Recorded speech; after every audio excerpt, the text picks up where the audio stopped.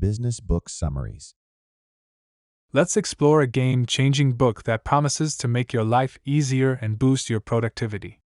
The book we're talking about is Getting Things Done, which is all about making your life more organized to achieve better time management.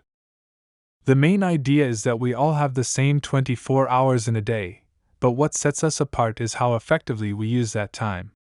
Some people may be busy but not achieving much, while others seem laid back yet get a lot done. The book introduces a quadrant system to help you prioritize tasks. Some need immediate attention, some can wait, some are distractions that seem urgent but aren't significant, and some don't matter at all. Tasks like binge watching TV shows or endlessly scrolling through social media fall into the last category, and should be reduced to avoid becoming a drain on society. If you're caught up in tasks that feel urgent but don't add much value, like frantically ordering takeout or being everyone's go-to helper, you might seem busy but not make significant progress. The trick is to offload less important tasks, either delegate them or do fewer of them. While it's good to tackle high-priority urgent tasks, being in constant crisis mode can lead to burnout and mistakes over time. Tasks that are important but don't require immediate action, like self-improvement or spending quality time with family, are crucial for long-term success and happiness. If you keep putting them off, they may turn into urgent tasks and add to your stress load.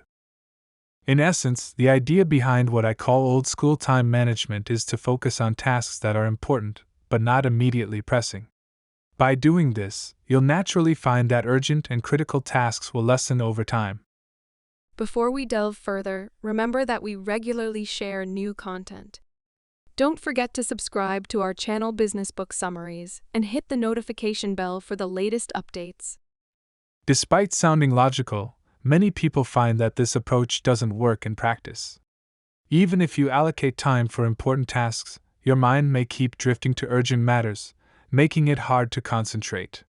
This is a common problem in both personal and professional lives, being mentally absent and not fully present in anything you do. Ancient wisdom from the philosopher Meneus tells us that the pursuit of knowledge is essentially the pursuit of a calm mind. This means reclaiming your focus and bringing your mind back to where it needs to be. Picture a toddler who's just been crying but turns to play with toys, fully immersed in the present moment. That level of focus is what we should aspire to have when working. Even with looming meetings or presentations, it shouldn't impact how well you can do your current job. Mindfulness isn't just a nice idea, it's a skill that needs to be honed, much like in traditional Chinese philosophy. Unlocking the power of focus. Consider the Chinese philosopher Wang Yangming, who believed in the unity of knowledge and action. This idea suggests that your mind should be fully focused on what you're doing right now, no multitasking, no distractions, just complete concentration on one thing at a time. It might take some time to fully master, but the good news is that these ancient teachings have been translated into practical tools we can all use. Think of the book Getting Things Done as the next level in time management, going beyond the urgent and important philosophy found in the 7 Habits of Highly Effective People. What sets it apart is its focus on managing human emotions like worry, stress, and irritability. Introduction to Getting Things Done (GTD). Ever wondered about the ideal scenario where you can navigate your busy days with clarity and ease, handling everything effortlessly? That's the scenario Getting Things Done aims to help you achieve. It's a widely popular time management method that kicks off by presenting this ideal scenario, guiding you to manage your tasks and emotions effectively. The irony of modern tools. Despite our rising living standards, we find ourselves more engulfed in work than ever. Modern tools, designed to make life easier, often end up increasing our busyness. Take washing machines, for example. They wash our clothes, but now we find ourselves doing laundry more frequently. Similarly, conveniences like cars and airplanes make travel easy but also contribute to our busyness.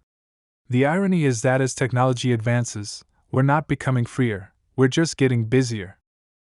This frantic pace is evident everywhere, and people, regardless of their efficiency, feel overwhelmed. Mastering time and life management becomes crucial to maintain a sense of calm and focus amidst chaotic schedules. Emotional balance. In martial arts like karate, There's a concept known as a mind like still water.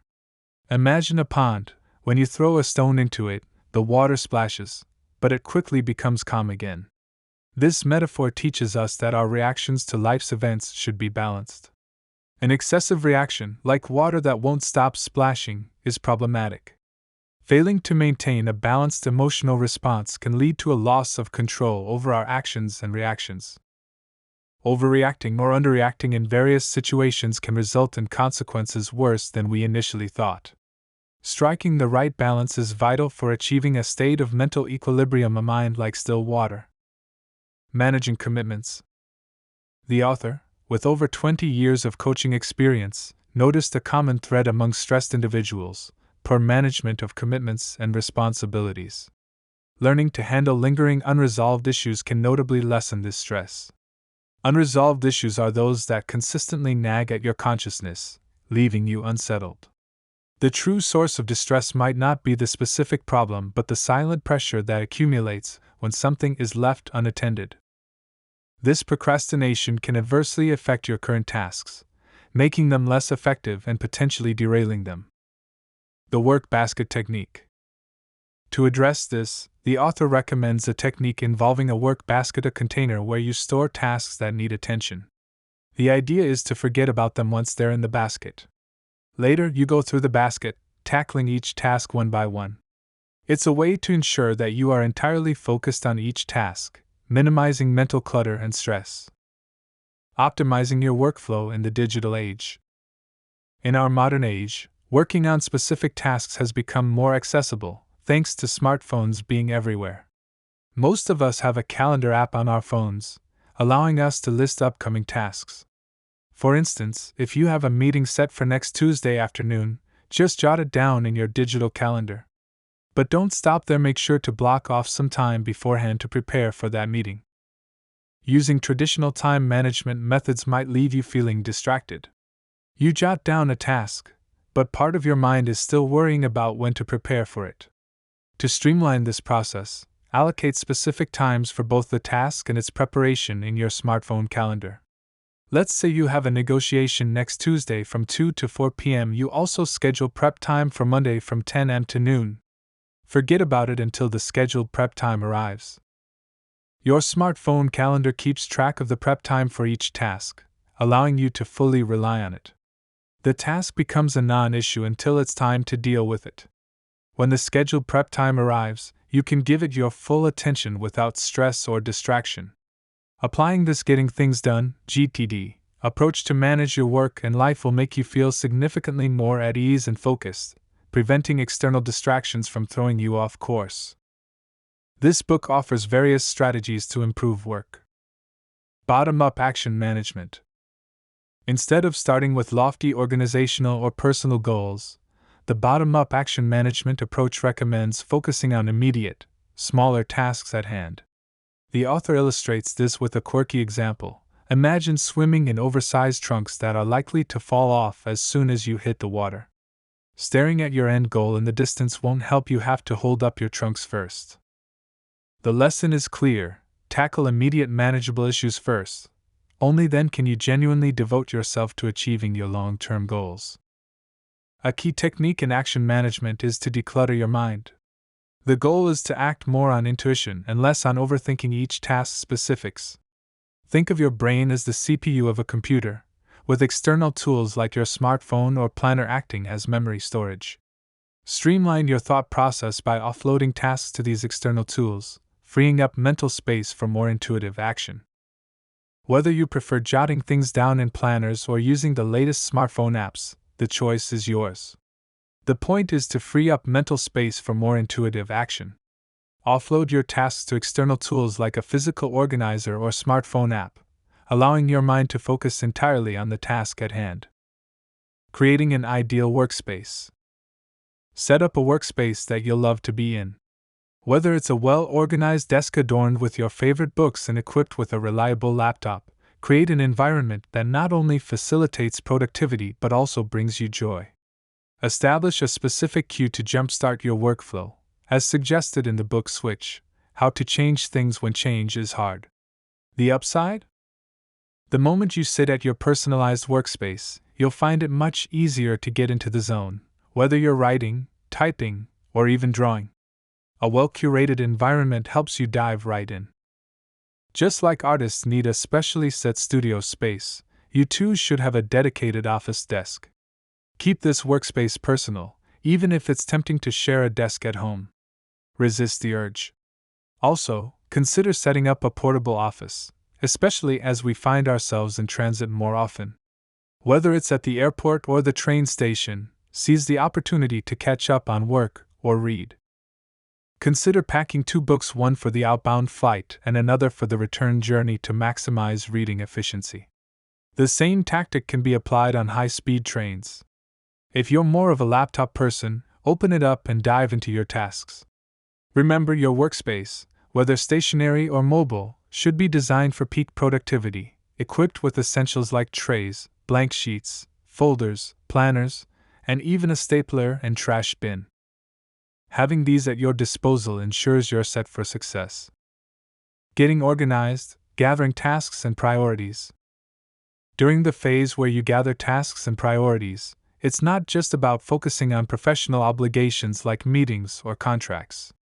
Surprisingly, personal issues like your son's schoolyard scuffle or your spouse's reminder to buy new furniture can throw you off course. Although they may seem trivial, these personal matters can scatter your focus and create emotional stress. Remember, personal issues are as much a part of your life as your work. Being bothered by them isn't the way to go. Often, these personal tasks take less time than you might imagine. Putting them off can strain relationships and add unnecessary tension. Use the same system to collect these personal tasks as you would for work-related items. Gather everything that demands your attention, whether big or small, urgent or not. Store them somewhere other than your head, whether in a physical or digital note-taking system, a voice recorder, or your email. Choose a method that works for you and stick with it. Limit the number of tasks in your designated collection space to a manageable amount and regularly declutter it. When collecting tasks, pay attention to your physical surroundings. Scan your office environment from your desk to your cabinets. A clean space is a productive space, so avoid unnecessary clutter. On the mental side, if tasks are stuck in your head, jot them down on paper to clear your mind. A good practice is to allocate 1 sheet of paper for each task. After finishing a task, note down how you tackled it on the same sheet, either keeping it for future reference or discarding it. This methodical approach ensures that your task collection is organized and complete. Processing phase, emptying your work basket. Next up is the processing phase, where the aim is to empty your work basket incrementally. This phase requires you to sift through the pile of tasks and issues you've accumulated. It doesn't mean you have to complete them all, some may require delegating or rescheduling. However, you must address them in some way. The processing phase has a couple of ground rules. First, tackle the most urgent items at the top of your pile. If your spouse is nagging you about buying furniture, act on it right away. A quick call or an Amazon order can usually resolve such urgent tasks. Second, focus on one task at a time. Start and finish each task before moving on to the next to avoid a backlog of half-done tasks and wasted time. Ensure that your work basket remains a dynamic, flowing process, not a stagnant pool of forgotten tasks. The final rule is never to put anything back in the work basket once it's taken out. If you're uncertain about the next steps, you have a few choices: execute the task immediately, delegate if possible, or postpone it for later if absolutely necessary. When you decide to postpone, note it in your work basket as a task to be revisited to avoid it getting lost. Some items in your work basket may not require immediate action, they could be irrelevant issues or references for the future. Make these distinctions to keep your work basket clean and manageable, making the work process more efficient and less stressful. Imagine a work basket full of tasks big and small. As you knock off each task, file away the paperwork or delegate the responsibility. The basket empties, leaving you feeling incredibly productive by day's end. Getting organized with lists. When it comes to getting organized, lists are your best friend. The author recommends classifying tasks into 7 key categories: active projects, supportive material for these projects, calendar-bound actions, immediate next steps, items on hold, reference materials, and long-term possibilities. Keeping these categories separate and distinct is vital for maintaining order. But sorting tasks isn't the end of it. Using checklists can add another layer of organization, helping you keep tabs on possible hiccups in your projects, events, hobbies, or other responsibilities. In a corporate or team setting, internal consultations usually culminate in a detailed checklist. This is no mere to-do list but serves as a roadmap for training newcomers and guiding future projects. Managing organizational tasks. Organizational tasks are more intricate than individual ones. If you're at the helm of a team or an organization, it's all about synchronized advancement, and for that, you have 7 kinds of tasks to manage. Nail those, and you'll steer the whole group towards continuous progress. Take, for example, the book What to Ask the Person in the Mirror, which delves deep into the concept of leadership. One key takeaway is that a shared vision is just the starting point. What comes next are key objectives. Every team member must know their role's crucial objectives and how pushing those forward will achieve key performance indicators. Organizational management dovetails perfectly with the notion of key objectives, going beyond individual tasks into the realm of project management. This involves sorting through different types of project-related information. To manage your time well, it's crucial to cultivate a habit of regular check-ins and reviews. Only by doing this can you guarantee your approach is effective. Regular check-ins and reviews. After wrapping up a specific stage, there are 2 main points to think about. First, determine what to focus on in your reviews and when to schedule them. Second, decide how often these reviews should happen. In terms of what to focus on, there are generally 3 areas to consider. Start with your calendar, then move on to your task list or other context-relevant items you choose to review. Make it a point to do this at least once a week, especially for pending tasks. This helps you stay focused on your primary tasks and goals amid the daily chaos. It means taking a moment each week to assess whether you're making progress on your vital objectives. This is the eternal headache for teams and organizations. When dealing with a task, it's crucial to have a multi-layered approach, considering both immediate and long-term aspects. The problem-solving process. Imagine you're organizing a closet of swimwear. You've got to get that sorted before you can focus on larger objectives. There are 6 levels to think about. First, handle the immediate tasks at hand. Next, ponder the goals of your current project. Then, assess your responsibilities. And finally, consider your short-term and long-term goals, wrapping up with your life's ambitions. As you take steps forward, these 6 levels should guide your actions. Prioritize immediate needs. Take ownership of your responsibilities, and plan for your short-term and long-term future. This sets a foundational framework for decision-making and task prioritization. Generally, when a challenge arises, your mind naturally starts working on possible solutions. Whether you tackle a problem consciously or unconsciously, most people will experience a 5-step process in their thought patterns. The first step is to clearly define your goals and guiding principles for the task at hand. The second step is to visualize what success would look like. The third step is brainstorming, exploring all possible approaches. The fourth step is about organizing these ideas, and the final step is determining the next course of action. While it may seem like we jump directly to action, we're actually mentally racing through these earlier stages. Brainstorming techniques.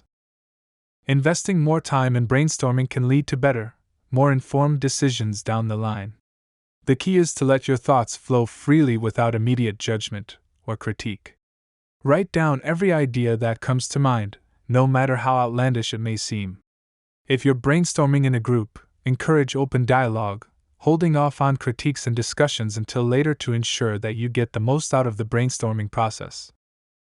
By allowing everyone to freely list all their ideas, you're sure to accumulate a treasure trove of potential solutions. Many meetings end up being fruitless and time-consuming simply because people are quick to shoot down each other's ideas, stifling creativity and leading to endless debates over a single concept. The most effective approach is to simply list out all ideas as they come to mind. When brainstorming, focus on volume. The more ideas you generate, the more well-rounded your thinking will be.